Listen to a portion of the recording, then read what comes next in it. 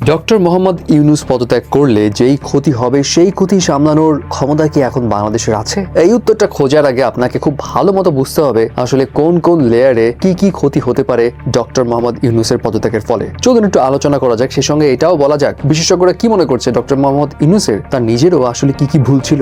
কাজের পরিবেশ ডক্টর মোহাম্মদ ইউনূসকে দেওয়া হচ্ছে না এবং তিনি আর এই দায়িত্ব সামলাতে পারছেন না বিধায় পদত্যাগ করতে চাচ্ছেন। উপদেষ্টাদের কাছ থেকে এমন খবর সামনে আসার পর পুরো দেশ যেন একটু নড়েচড়ে বসেছে। ইভেন তার পদত্যাগের ভাষণ স্ক্রিপ্টও নাকি লেখা হয়ে গেছিল।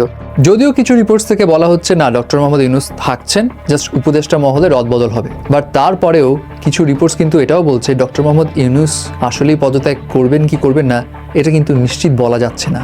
এখনো অনেকে নিশ্চিত না যে তিনি আসলে ডিসিশন থেকে সরে এসেছেন কিনা।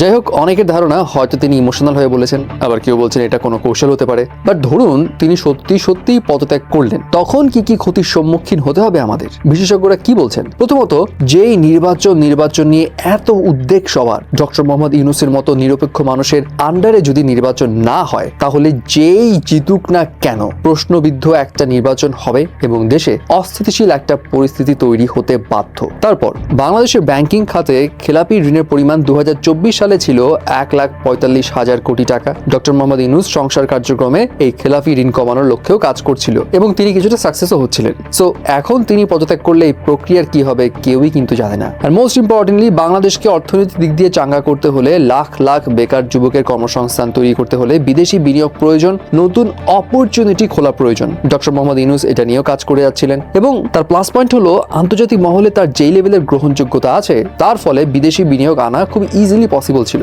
বাট তিনি পদত্যাগ করলে অস্থিতিশীল পরিবেশ তৈরি হলে বিদেশি বিনিয়োগ আনা এবং বিদেশি বিনিয়োগকারীদের ভরসা বজায় রাখা অনেক অনেক অনেক চ্যালেঞ্জিং হয়ে যাবে। মোট কথা, বিশেষজ্ঞদের মতে ডক্টর মোহাম্মদ ইউনূস পদত্যাগ করলে দেশের জন্য ভয়ঙ্কর সমস্যা সৃষ্টি হবে। এই সমস্যা থেকে বেরিয়ে আসার সক্ষমতা বাংলাদেশের এখন নেই। অ্যান্ড ডক্টর মোহাম্মদ ইউনূসেরও কিছু ভুল ছিল, এমনটাও বলছে অনেকের মতে ডক্টর মোহাম্মদ ইউনূস অনেক কিছু একা করতে চেয়েছিলেন। রাজনৈতিক দলগুলোর সঙ্গে আলোচনা বা ওই রকম মিটিং তিনি সবসময় করতেন না। সো এখানে তার একটা ল্যাকিংস ছিল।